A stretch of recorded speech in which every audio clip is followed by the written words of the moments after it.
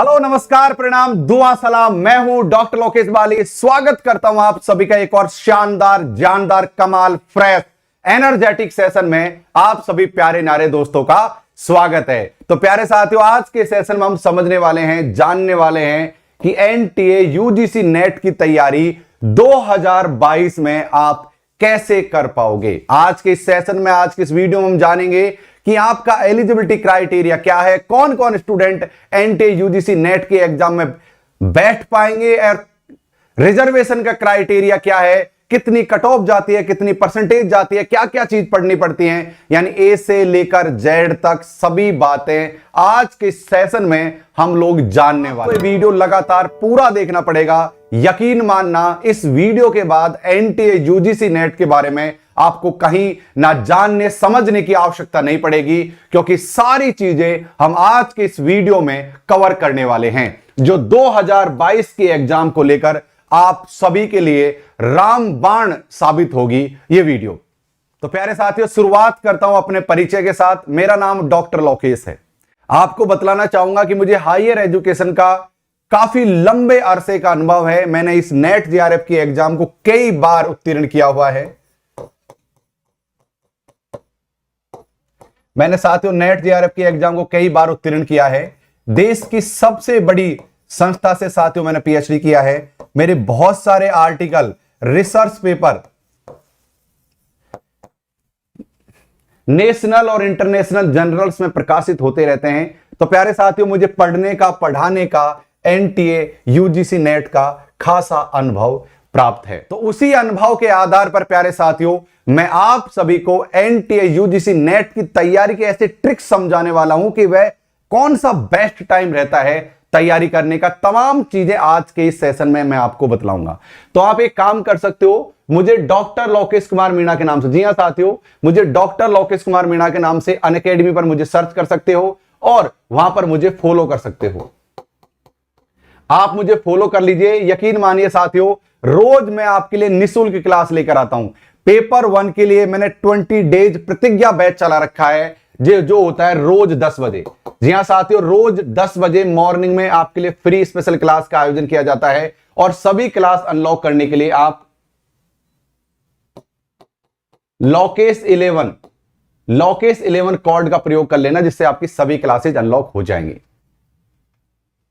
जी हां साथियों, लोकेश 11 कोड लगा लेना, आपकी सभी क्लासेज अनलॉक हो जाएंगी। या किसी भी प्रकार का सब्सक्रिप्शन लेना चाहते हो अनअकैडमी पर, बैंक, एसएससी, रेलवे, किसी का भी, तो आप प्यारे साथियों लोकेश 11 कोड लगाना। आपको यहां पर 10% का इंस्टेंट डिस्काउंट भी देखने को मिल जाएगा। तो ये समय है प्यारे साथियों जो फ्री क्लास करवाता हूं मैं आप लोगों के लिए। 10 बजे पेपर 1, जी हां साथियों, 10 बजे पेपर 1 और शाम को 10 बजे, ये मॉर्निंग में 10 बजे, ये शाम को 10 बजे मैं आपके लिए हिंदी साहित्य की फ्री क्लासेज करवाता हूं। ध्यान रहे, फ्री क्लासेज को अनलॉक करने के लिए रेफरल कोड लोकेश 11 आपको लगाना होगा। तो अब हम शुरुआत करते हैं हमारे टॉपिक की और उस टॉपिक को समझेंगे, जानेंगे बारीकी के साथ। इस सेशन में हम बात करेंगे। तो साथियों, शुरुआत करते हैं हम क्वालिफिकेशन से कि आप में से कौन कौन विद्यार्थी हैं जो इसमें अप्लाई कर पाएंगे। देखो, 2 शर्तें हैं।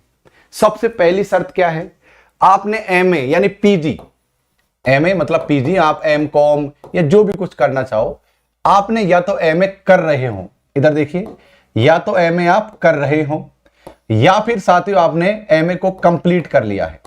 लेकिन कंप्लीट करने की एक शर्तें हैं। अगर आप एसटी, एससी, ओबीसी, ध्यान से सुनते जाइए, मैं आपको सारी बात बता दूंगा। अगर आप एससी, एसटी, ओबीसी में नॉन क्रिमिलियर अगर ये है साथियों, तो आपको पीजी या एमए करते हुए 50% की आवश्यकता पड़ेगी। ध्यान से सुनो एक बात, अगर आप सामान्य वर्ग से हैं, अगर आप साथियों सामान्य वर्ग से हैं, तो आपको पीजी या एमए करते हुए 55% की आवश्यकता होगी, जैसा कि आप सभी को साथियों ये ऑफिशियली अधिसूचना में देखने को मिल रहा है कि अगर आप अनरिजर्व कैटेगरी से आते हैं, ईडब्ल्यूएस हैं, तो आपको साथियों 55% की आवश्यकता पड़ेगी। अगर आप किसी भी प्रकार की कैटेगरी से संबंधित हैं, तो आपको 50% अंक की आवश्यकता होगी, जो आपके पीजी डिग्री में आवश्यक है। यानी कि एमए एमकॉम करते हुए, एमएससी करते हुए आपको कम से कम 50 से 55 का क्राइटेरिया साथियों लेकर आपको चलना है। अब हम बात कर लेते हैं एक महत्वपूर्ण बात और है। देखो, चाहे आप एमए कर रहे हो फर्स्ट सेम में हो, चाहे सेकंड सेम में हो, चाहे आप थर्ड सेम में हो, या फर्स्ट ईयर में हो, सेकंड ईयर में हो, किसी भी प्रकार से आप अगर पीजी कर रहे हैं तो आप लोग 100% एलिजिबल हैं। और अगर आप एमए या पीजी करते समय एनटीए नेट के एग्जाम को पास करते हो तो 100% वो वैलिड होने वाली है। तो ध्यान रहे, क्योंकि सबसे ज्यादा कंफ्यूजन आप लोगों में यहां से भी रहता है। तो आपको पता लग गया है, अगर आप एमए कर रहे हैं तो आप नेट के लिए एलिजिबल हो प्यारे साथियों। अब हम बात कर लेते हैं कि फॉर्म भरते हुए आपकी कितनी फीस लगती है, इस पर हम बात कर लेते हैं।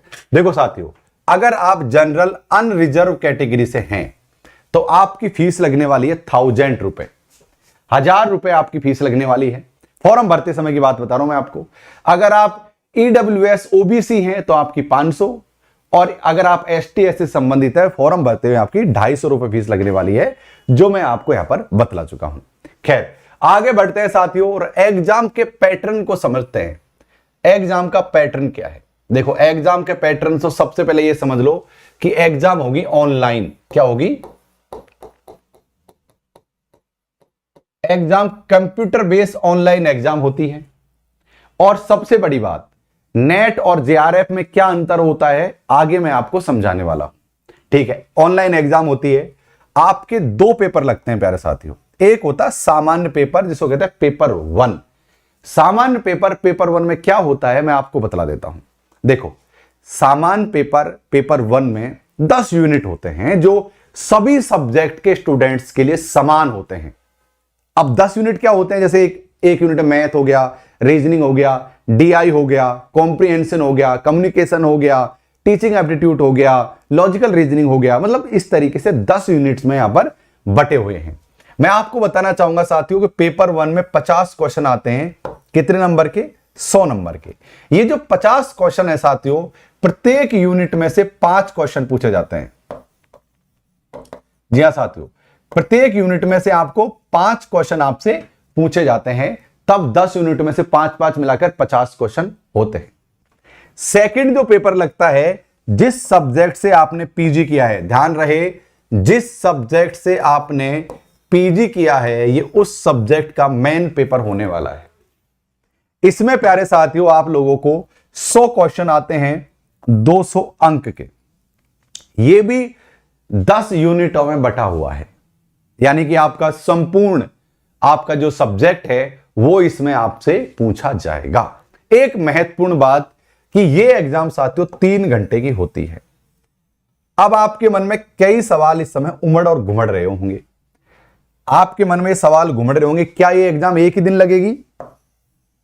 आ रहा है मन में सवाल? कमेंट करके बताइए अगर मन में सवाल आ रहा है तो। जी हां, ये एग्जाम आपकी एक ही दिन में लगेगी। एक बार आप सीट पर जाके बैठोगे और आप एग्जाम दे दोगे। यानी कि प्यारे साथियों 2 खंडों में बटा रहेगा आपका नेट का पेपर, पोर्शन 1 और पोर्शन 2। ठीक है, ऑनलाइन एग्जाम लगेगी और यहां पर आप साथियों एग्जाम दे पाओगे। अब मैं बार बार जिक्र कर रहा हूं साथियों, एक तो मैं जिक्र कर रहा हूं आपसे नेट का और एक जिक्र कर रहा हूं मैं आपको जेआरएफ का। आपके मन में एक ख्याल आ रहा होगा कि सर ये नेट क्या है और जेआरएफ क्या है, क्या दोनों की अलग अलग एग्जाम लगती है? बिगिनर स्टूडेंट के मन में ख्याल आ रहा होगा, क्या दोनों की अलग अलग एग्जाम लगती है? जी नहीं, इन दोनों की एक ही एग्जाम लगती है। इन दोनों की एक ही एग्जाम लगती है। जो हम ये एग्जाम दे रहे हैं ना, वो इन दोनों के एग्जाम लगेगी। अब आप सोचोगे गुरुदेव कि कैसे लगेगी एक एग्जाम? भाई क्या बात हो गई? देखो बात ऐसा है, एक क्राइटेरिया फिक्स कर रखा है। यहां देखो, यहां से ऊपर किसी के नंबर आएंगे तो उसको एक अलग से सर्टिफिकेट दिया जाएगा, उसको कहते हैं जेआरएफ, यानी जूनियर रिसर्च फेलोशिप।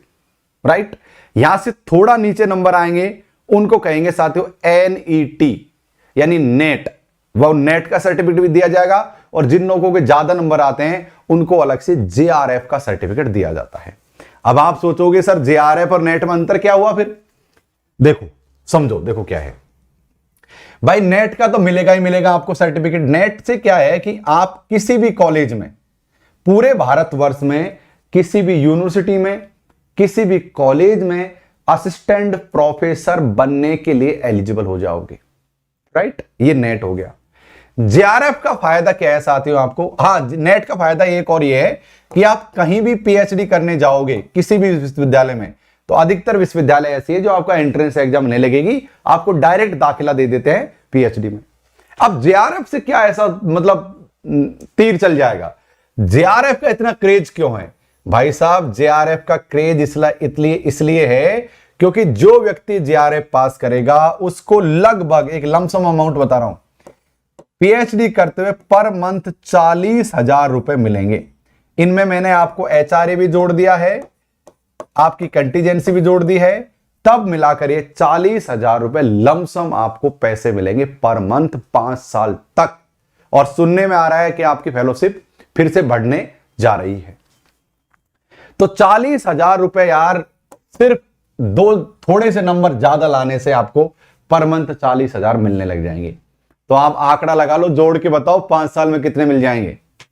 लगाओ आंकड़ा, कमेंट्स में बताओ मुझे कि ये है साथियों जेआरएफ करने का फायदा। और एक अलग ही चौड़ में आ जाओगे आप जेआरएफ करके, अरे बिल्कुल मौज हो जाएगी यूनिवर्सिटी में, आपकी अलग ही रुआब रहेगा, पैसे भी मिलेंगे और इज्जत भी, दोनों चीजें आपको जेआरएफ करने से मिल जाएंगी। तब एग्जाम का पैटर्न आपने समझ लिया है। चलिए भाई साहब आगे बढ़ते हैं। अब हम बात करेंगे ये एग्जाम जो लगेगी इसका मीडियम क्या है। देखो भाई साहब, ये एग्जाम हिंदी और इंग्लिश में लगेगी, केवल ये एग्जाम हिंदी इंग्लिश में लगेगी। तो रीजनल लैंग्वेजों में ये एग्जाम नहीं होती है। राइट, अगर आप सोच रहे होंगे कि यार हमारी रीजनल लैंग्वेज में एग्जाम लग जाए, जैसे गुजराती में लग जाए, पंजाबी में लग जाए, तो ऐसा नहीं है। ये केवल हिंदी और इंग्लिश में एग्जाम ली जाती है। राइट, तो अब आप कोई भी मीडियम भर देना, आप वहां पर चाहो तो स्विच कर लो अंग्रेजी में, और चाहो तो इसको स्विच आप हिंदी में कर सकते हो, जो ऑनलाइन एग्जाम देते समय आप कर पाओगे। चलिए आगे बढ़ते हैं और कुछ और चीजों को देख लेते हैं। अब हम बात हो एज लिमिट के बारे में बात करते हैं। किसके बारे में? एज लिमिट के बारे में बात करते हैं कि भाई आपकी कितनी एज यहां पर होनी चाहिए। वेरी गुड, चलो भाई साहब एज लिमिट के बारे में बात करते हैं। सबसे पहले नेट के बारे में बात कर लेते हैं कि आपको नेट करते हुए कितनी एज की आवश्यकता होती है। नेट करते हुए मैक्सिमम, देखो भाई साहब, अगर आप में से कोई विद्यार्थी 60 साल का है, 65 साल का है, 70 साल का है, किसी भी एज ग्रुप में आता है, एमए कर रखा हो केवल, आप इसके लिए एलिजिबल हो। यानी कि किसी भी प्रकार की अपर एज लिमिट नेट की एग्जाम में नहीं है। तो जो भी स्टूडेंट इस वीडियो को देख रहे हैं, उनका कोई भी उम्र क्यों ना हो, उनकी अपर एज लिमिट यहां पर कुछ भी नहीं है। आप 60 साल 70 साल के भी इस एग्जाम को दे सकते हो। प्यारे साथियों, पिछले साल संपर्क में आए थे मेरे वेद शर्मा जी की उम्र लगभग 70 साल है, और उन्होंने गत एग्जाम में ही वेदा से साथियों क्या किया था? नेट किया था। जी हां साथियों, वेद जी ने नेट किया था पिछली बार में ही। मेरे पास उनका सर्टिफिकेट भी है और उनसे अभी भी मेरी हाय हेलो बातचीत होती रहती है। तो यहां पर उम्र का कोई रोकथाम नहीं है नेट के एग्जाम के लिए। अब हम बात कर लेते हैं जेआरएफ के लिए क्या एलिजिबिलिटी क्राइटेरिया रहेगा आपका। जेआरएफ के लिए एज का देखो भाई, एक ये सबसे बड़ा कंफ्यूजन करता है खासकर महिलाओं को, ये वाला बिंदु। तो सभी महिलाएं मेरी तरफ देखो और ध्यान से समझो। देखो सबसे पहले हमको क्या समझना है, अगर आप इधर देखिए, अगर आप एसटी, इधर देखो ST, SC, OBC, non creamy layer और सभी वर्ग की महिलाएं, क्या साथियों? सभी वर्गों की महिलाएं, अगर आप इस कैटेगरी में आती हो, एसटी, एससी, ओबीसी और सभी वर्गों की महिलाएं, यानी कि इसमें एसटी एससी के पुरुष भी शामिल हैं, तो साथियों आपको जेआरएफ के लिए अधिकतम उम्र चाहिए 36 वर्ष। इसमें सामान्य वर्ग की महिलाएं भी शामिल हैं, ध्यान रहे। राइट, अगर आप साथियों सामान्य वर्ग मेल हैं, अगर आप सामान्य वर्ग मेल हैं तो साथियों आपकी एज चाहिए 31। वैसे नियम के अनुसार 30 रहती है, लेकिन यहां पर एक वर्ष का यहां पर छूट दी है कोविड की, उसको देखते हुए। तो 31 साल आपकी एज है साथियों, और 5 साल की कैटेगरी को छूट दी गई है, तो 36 वर्ष की हो गई है। लेकिन यहां पर देख सकते हो कि वोमेन एप्लीकेंट्स आपको छूट दी गई है यहां पर भी, यानी 5 साल की जितने भी वुमेन कैंडिडेट हैं उनको यहां पर छूट दी गई है। तो आप किसी भी वर्ग की महिलाएं हैं, एसटी, एससी, ओबीसी या जनरल, किसी भी वर्ग की महिलाएं हैं, तो आप 36 वर्ष की उम्र तक जेआरएफ को क्वालिफाई कर सकती है, राइट। और आप जनरल मेल है तो आपके लिए 30 साल का आपका एज का एक कैप रखा गया है, 31 साल। चले भाई साहब, अब हम बात कर लेते हैं रिजर्वेशन के बारे में कि हमारी कितनी परसेंट सीट किसके लिए और कितनी परसेंट सीट किसके लिए रखी गई है। और खासकर सामान्य वर्ग के स्टूडेंट हमेशा कंफ्यूज में रहते हैं कि हमको फॉर्म अप्लाई ईडब्ल्यूएस के माध्यम से करना चाहिए या फिर हमको फॉर्म है साथियों जो जनरल जो सामान्य वर्ग है उससे भरना चाहिए। आज के इस सेशन में इस बात को भी मैं क्लियर कर देता हूं। देखो भाई साहब, 15% जो सीटें हैं नेट की वो एससी कैटेगरी के लिए रिजर्व कर दी गई हैं। यानी अगर आप एससी कैटेगरी से हैं तो आपको 15% सीटें आपके लिए रिजर्व हैं। अगर साथियों आप एसटी कैटेगरी से हैं, ध्यान से सुनिए, अगर आप एसटी कैटेगरी से हैं तो प्यारे साथियों आपके लिए 7.5 यानी 7.5% सीट आपके लिए रिजर्व कर दी गई है। या फिर आप ओबीसी से हैं यानी अदर बैकवर्ड क्लास से हैं तो साथियों आपके लिए 27% यहां पर फिक्स कर दी गई है। अब हम बात कर लेते हैं सामान्य वर्ग में उन दोस्तों के बारे में जो इकोनॉमिक रूप से यानी आर्थिक रूप से पिछड़े हैं। उनको प्यारे साथियों ईडब्ल्यूएस के माध्यम से 10% का रिजर्वेशन मिलता है। तो साथियों 10% अपने आप में बहुत बड़ा अमाउंट है। आप यहां पर देख पाओगे बड़ी संख्या में 10% अमाउंट है अपने आप में। तो अगर आप सामान्य वर्ग के विद्यार्थी हैं और हमेशा इस बात को लेकर कंफ्यूज में रहते हैं कि यार हमको सामान्य वर्ग से फॉर्म फिल करना चाहिए या ईडब्ल्यूएस से, देखो मेरी जहां तक समझ है मैं आपसे कहना चाहूंगा कि आप ईडब्ल्यूएस के माध्यम से फॉर्म को फिल कीजिए। ये 10% अपने आप में बहुत बड़ा वो है नंबर, क्योंकि ईडब्ल्यूएस में नंबर ऑफ कैंडिडेट उतने संख्या में नहीं है। इसलिए प्यारे साथियों आपको 10% का बहुत ज्यादा लाभ यहां पर मिल पाएगा। तो जितने भी दोस्त हैं हमेशा इस बात की उधेड़बुन में रहते हैं सामान्य वर्ग के साथ ही, क्या हमको फॉर्म लगाते हुए ईडब्ल्यूएस का चयन करना चाहिए। अगर आप ये सब एलिजिबिलिटी क्राइटेरिया फुलफिल करते हैं तो ध्यान रहे, अगर आप ये क्राइटेरिया फुलफिल करते हैं तो मैं कहूंगा कि आप ईडब्ल्यूएस की तरफ जाओगे तो आपको ज्यादा लाभ मिलेगा। तो ये चीजें अब हमने समझ ली हैं। चलिए भाई साहब, अब आपको कुछ और महत्वपूर्ण बात मैं आपको समझाना चाहूंगा, और वो महत्वपूर्ण बात क्या है एक बात देख लीजिए। इस एग्जाम को पास करने का सही समय की अगर बात की जाए प्यारे साथियों तो सही समय यह है क्योंकि इस एग्जाम में बहुत ब्रॉड सिलेबस होता है। यानी सब्जेक्ट के अपने आप में आपको मास्टर भाई प्रोफेसर बनने जा रहे हो तो जाहिर सी बात है कि सब्जेक्ट पर आपकी अच्छी कमांड होनी बहुत जरूरी है।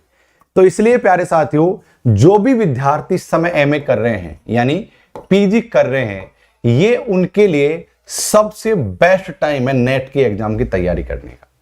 यही समय सबसे बेस्ट है। अगर आप पीजी करने के बाद तैयारी करोगे तो शायद उतना बेहतर ना कर पाओ, क्योंकि सामाजिक भी जिम्मेदारी बढ़ जाती है, एक उम्र भी होने लगती है। तो मैं ये कहूंगा कि अब अगर आपने हाल ही में एमए कंप्लीट किया है और हाल ही में अगर आप कर रहे हो मान लो कि एमए वगैरह पीजी, तो ये टाइम आपके लिए सबसे बेस्ट होने वाला है। अब हम बात कर लेते हैं भाई कितनी कट ऑफ या कितनी परसेंटेज जाती है इसमें। देखो भाई साहब मैं आपको एक बात बतला देता हूं कि 50 क्वेश्चन आते हैं पेपर 1 के और साथियों 100 क्वेश्चन आते हैं पेपर 2 के। देखो, वैसे तो हर सब्जेक्ट की, हर कैटेगरी की अलग अलग कट ऑफ जाती है, लेकिन मैं आपको मोटा माटी बतला दूं कि जो भी विद्यार्थी इन 50 में से, अभी मैं आज बताऊं नेगेटिव मार्किंग नहीं है, इसमें नेगेटिव मार्किंग नहीं है, ओके, जो भी विद्यार्थी 50 में से लगभग 35 क्वेश्चन या 40 क्वेश्चन के बीच में सही कर दे,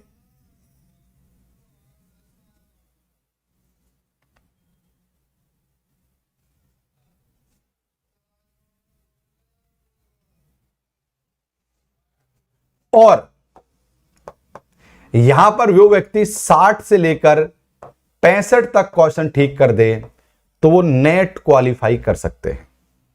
अब हम बात करते हैं जेआरएफ की, कि भाई जेआरएफ कौन कर पाएगा। जो भी विद्यार्थी 40 से 42 क्वेश्चन सॉल्व कर दे पेपर 1 में, और यहां पर जो भी विद्यार्थी 65 से लेकर 70 तक क्वेश्चन सॉल्व कर देगा, उनका प्यारे साथियों जेआरएफ होने की संभावना हो जाए। तो आप समझ सकते हो कि थोड़ा सा स्टैंडर्ड आपको अप रखना पड़ेगा, कोई दिक्कत वाली बात नहीं है। हमारी अनअकैडमी की पूरी टीम आपके लिए समर्पित है नेट जेआरएफ की तैयारी के लिए। मैं आपके लिए तैयार, मैं आपके साथ हूं, आपको चिंता करने की जरूरत नहीं है। तो आपको क्या है साथियों, अनअकैडमी का ऐप डाउनलोड करके नेट की कैटेगरी सेलेक्ट करते हुए डॉक्टर लोकेश कुमार मीणा के नाम से मुझे सर्च करके फॉलो करना है।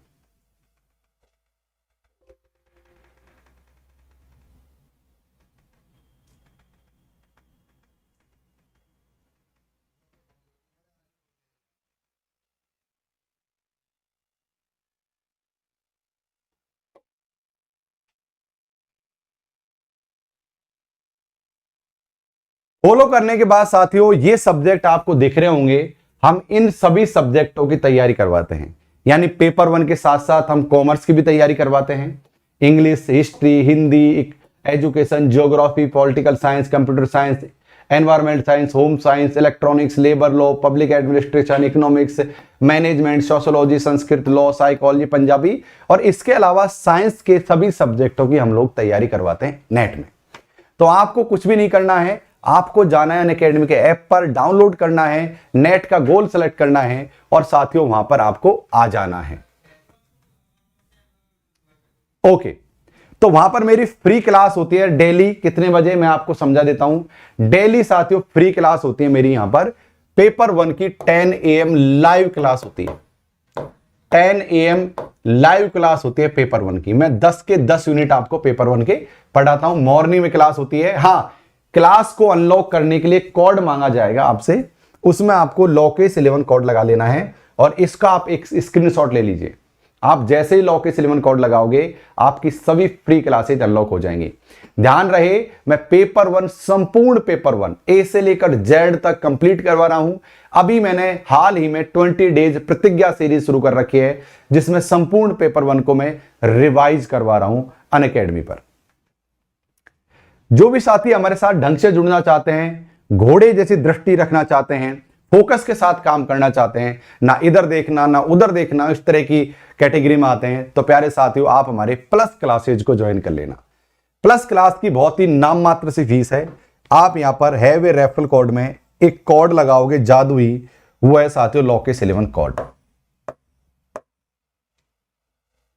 इस कोड के लगाने से आपको इंस्टेंट 10% का डिस्काउंट मिल जाएगा, और साथियों फीस घटकर आपकी ये हो जाएगी, आपको लगभग 1000 रुपए के आसपास फीस पड़ेगी पर मंथ, ज्यादा फीस नहीं है। इसमें क्या क्या फायदे हैं आपके, समझो। एक तो आपका पेपर 1 कंप्लीट करवा दिया जाएगा, आपका पेपर 2 कंप्लीट करवा दिया जाएगा। जी हां, आपका चाहे कोई भी पेपर हो, हिस्ट्री, ज्योग्राफी, इकोनॉमिक्स, हिंदी, कोई भी पेपर क्यों ना हो, एक तो आपका ये कंप्लीट करवा दिया जाएगा।